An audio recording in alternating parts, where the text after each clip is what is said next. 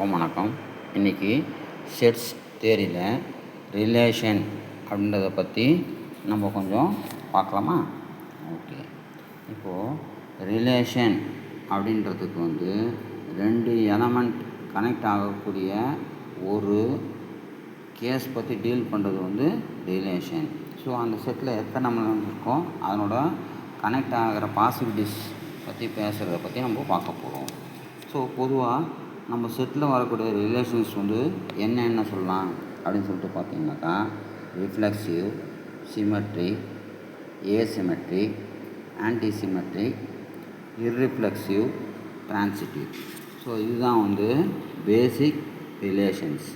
So இப்போ இந்த relations நம்ம டீப்பாக பார்ப்போம். ஸோ ரிஃப்ளெக்சிவ் அப்படின்னாக்கா, ஒவ்வொரு எலமெண்ட்டும் அந்த ஆப்ரேஷனில் சாட்டிஸ்ஃபை அதே எலமெண்ட்டை வெளிப்படுத்தினது அப்படின்னாக்கா இட்ஸ் கால்ட் ரிஃப்ளெக்சிவ். சிமெட்ரிக் அப்படின்னாக்கா, ரெண்டு எலமெண்ட் ஃப்ரண்ட்லேருந்து பேக் போக முடியுது அப்படின்னா பேக்லேருந்து ஃப்ரண்ட்டும் ஆன்சர் பாசிபிள் அப்படின்னு சொன்னீங்கன்னாக்கா இட்ஸ் கால்ட் சிமெட்ரிக். ஸோ அடுத்தபடியாக பார்த்தீங்க அப்படின்னாக்கா ஏசிமெட்ரிக். ஏசிமெட்ரிக் அப்படின்றது என்ன அப்படின்னு சொல்லிட்டு பார்த்தீங்க அப்படின்னாக்கா, இப்போ ஃப்ரண்ட்லேருந்து பேக்கில் போகிறது அந்த ரிலேஷனில் இருந்தது அப்படின்னா பேக்லேருந்து ஃப்ரண்ட்டு வர்றது ரெண்டு எலமெண்ட்டும் ஈக்குவலாக இருந்தால் கூட பாசிபிள் கிடையாது அப்படின்றது ஏசிமெட்ரிக். ஆன்டிசிமெட்ரிக் அப்படின்றது என்ன அப்படின்னு சொல்லிட்டு பார்த்தீங்கன்னாக்கா, இப்போது ஃப்ரண்ட்டில் இருந்து பேக் போகிறோம், பேக்லேருந்து ஃப்ரண்ட் வரும். இது ஒரே ஒரு இடத்துல மட்டும்தான் பாசிபிள். எப்போ அப்படின்னா அந்த ரெண்டு எலமெண்ட்டும் ஈக்குவலாக இருந்தால் மட்டும் அப்படின்னு சொல்கிறது ஆன்டி சிமெட்ரிக் அப்படின்னு சொல்லிட்டு சொல்கிறோம். அடுத்தபடியாக பார்த்தீங்க அப்படின்னாக்கா இர்ரிஃப்ளெக்சிவ். இர்ரிஃப்ளெக்சிவ் அப்படின்னா எலமெண்ட்ஸ் இருக்கும், ஆனால் ரிலேஷன் ஒபே பண்ணாது. ஓகேவா? எலமெண்ட்ஸ் இருக்கும், எந்த ரிலேஷனுக்குமே ஒபே பண்ணாத ஒரு செட்டாக இருந்ததுனாக்கா அந்த செட்டில் இருக்கிற எலமெண்ட்ஸ் என்ன ரிலேஷன் அப்படின்னா இர்ரிஃப்ளெக்சிவ் அப்படின்னு சொல்லிட்டு சொல்கிறோம்.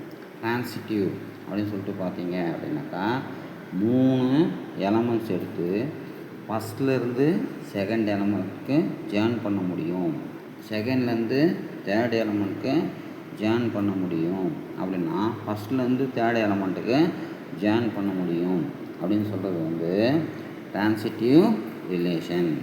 ஸோ இது பேசிக் டெஃபினிஷன்ஸ். இதை இன்னும் கொஞ்சம் டீப்பாக பார்க்கலாம் அப்படின்னு சொல்லிட்டு சொன்னீங்கன்னாக்கா, ரிஃப்ளெக்சிவ் அப்படின்றது செல்ஃப் எக்ஸிக்யூட்டட். ஸோ நீங்கள் ரிலேஷனில் பார்ட்டிசிபேட் பண்ணுறீங்க அப்படின்னாக்கா அதில் இருக்கக்கூடிய அந்த ரூல்ஸ்க்கு ஒபே பண்ணக்கூடிய ஒரு எலமெண்ட்டாக இருந்தால் அது ரிஃப்ளெக்சிவ். சிமெட்ரிக் அப்படின்னு சொல்லிட்டு சொன்னீங்கன்னாக்கா, ஸோ எந்த பக்கம் இருந்து நீங்கள் மூவ்மெண்ட்டை ஆரம்பிச்சிங்கனாலும் ரிசல்ட் இஸ் சேம். இதுக்கு உதாரணம் சொல்லணுன்னாக்கா 3 2s are 6, 2 3s are 6. So டேபிளில் நீங்கள் ஃப்ரண்ட்லேருந்து பேக் எடுத்தீங்கனாலும் பேக்லேருந்து ஃப்ரண்ட் எடுத்தீங்கனாலும் ஆன்சர்ஸ் மாறாது. ஓகேவா? ஸோ அடுத்து பார்த்தீங்கன்னாக்கா ஏசிமெட்ரிக். ஏசிமெட்ரிக் அப்படின்றது என்ன அப்படின்னாக்கா, one way journey allowed, back way journey ரெண்டும் ஈக்குவலாக இருந்தால் கூட நாட் அலோடு அப்படின்னு சொல்லிட்டு சொல்கிறாங்க. ஒன் வே ஜேர்னி அலோட், ஆனால் பேக் ஜேர்னி நாட் அலோட். எப்போது ரெண்டுமே ஈக்குவலாக இருந்தாலும். இதுக்கு உதாரணம் சொல்லணும் அப்படின்னாக்கா, சமைக்கும் முன் சமைத்த பின். ஸோ சமைக்கிறதுக்கு முன்னாடி இருக்கிற பொருள் வேறு, சமைச்ச பின்னாடி கிடைக்கிற பொருள் வேறு. நீங்கள் கன்வெர்ட் பண்ணாலும் இது அதுவாக மாறாது, அது இதுவாக மாறாது. ஓகேவா? ஸோ சமைக்கிறதுக்கு முன்னாடி இருக்கிற இன்க்ரீடியன்ட்ஸ் வேறு, சமைச்ச பின்னாடி இருக்கிற ஐட்டம்ஸு வேறு. ஸோ இது ஏசிமெட்ரிக்கு உதாரணமாக சொல்லலாம். அடுத்து ஆன்டிசிமெட்ரிக். ஆன்டிசிமெட்ரிக் அப்படின்றதுல பார்த்தீங்க அப்படின்னாக்கா, ஃப்ரண்ட்டில் இருந்து பேக் போகும், பேக்லேருந்து ஃப்ரண்ட்டு வரணும் அப்படின்னாக்கா அந்த சம்மந்தப்பட்ட 2 எலமெண்ட்டும் ஈக்குவலாக இருக்கணும். ஸோ ஈக்குவலாக இருந்ததுனாக்கா ஆன்டிசிமெட்ரிக் வந்து அல்லோடு. ஸோ இப்போது இதுக்கு உதாரணம் சொல்லணும் அப்படின்னாக்கா, இப்போ வந்து நீங்கள் குவாலிஃபை ஆகுறீங்க அப்படின்னாக்கா அதில் நீங்கள் வந்து பார்ட்டிசிபெண்ட்டாக இருந்தால் மட்டுமே குவாலிஃபை ஆகுறீங்க. ஸோ தூரத்துலேருந்து குவாலிஃபை ஆகிட்டேன் அப்படின்னு சொன்னீங்கன்னாக்கா அது வந்து குவாலிஃபிகேஷன் கிடையாது. ஸோ இதை வந்து ஆன்டிசிமெட்ரிக்கு சொல்லலாம். ரிஃப்ளெக்சிவ், இர்ரிஃப்ளெக்சிவ் அப்படின்றது வந்து பார்த்தீங்க அப்படின்னாக்கா செட்டாக இருக்கும், ஆனால் அதுக்குள்ளே எந்த ரிலேஷன்ஸும் இருக்காது. இப்போ எக்ஸாம் ஹால் எடுத்துக்கலாம். எக்ஸாம் ஹாலில் 20 கேண்டிடேட் இருப்பாங்க.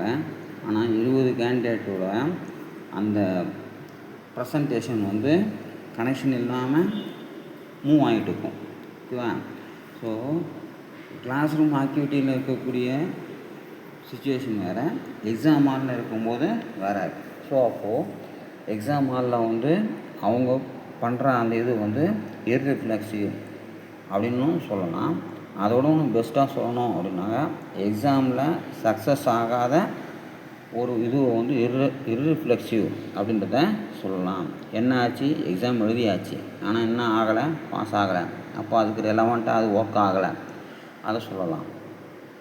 அடுத்து டிரான்சிட்டிவில் சொல்கிறீங்க அப்படின்னாக்கா 2 அடுத்த லோக்கல் சர்வீஸ் இருக்குது அப்படின்னாக்கா ஃபஸ்ட்லேருந்து லாஸ்ட்டு எக்ஸ்பிரஸ் சர்வீஸ் இருக்கும்.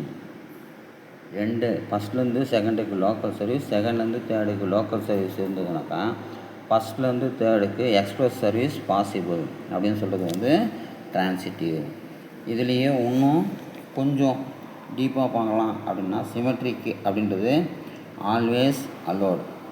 அடுத்தபடியாக பார்த்தீங்க அப்படின்னாக்கா ஆன்டிசிமெட்ரிக் அப்படின்றது வந்து நாட் அலோடு அன்லெஸ்.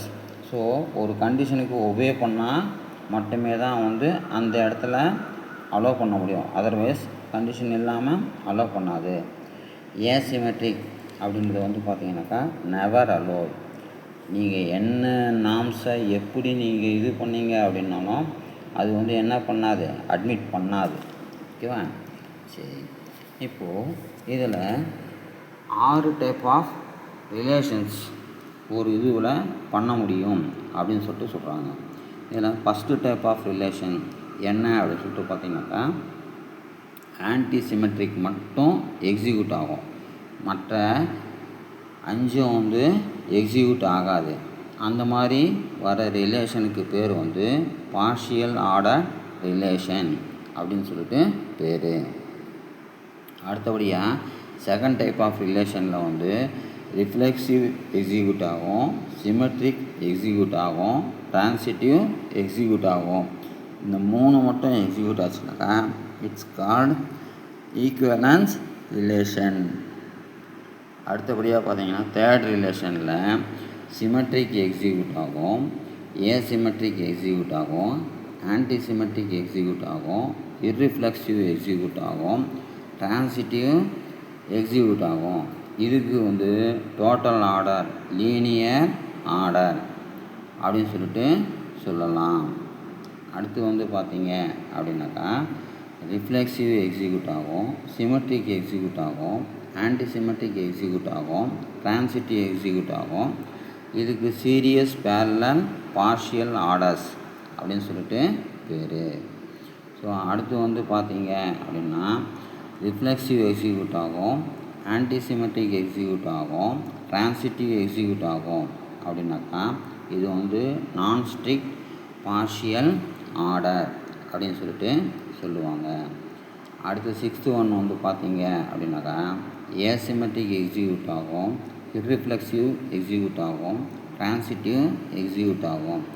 இது வந்து ஸ்ட்ரிக்ட் பார்ஷியல் ஆர்டர்ஸ் அப்படின்னு சொல்லிட்டு சொல்லுவாங்க. ஆனால் நம்ம மேக்ஸிமம் வந்து ஈக்குவலன்ஸ் ரிலேஷனோடு நிறுத்திடுவோம்.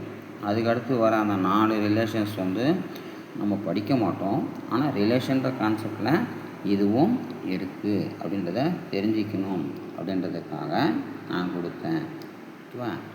So thank you. சேனலை சப்ஸ்கிரைப் பண்ணுங்கள்.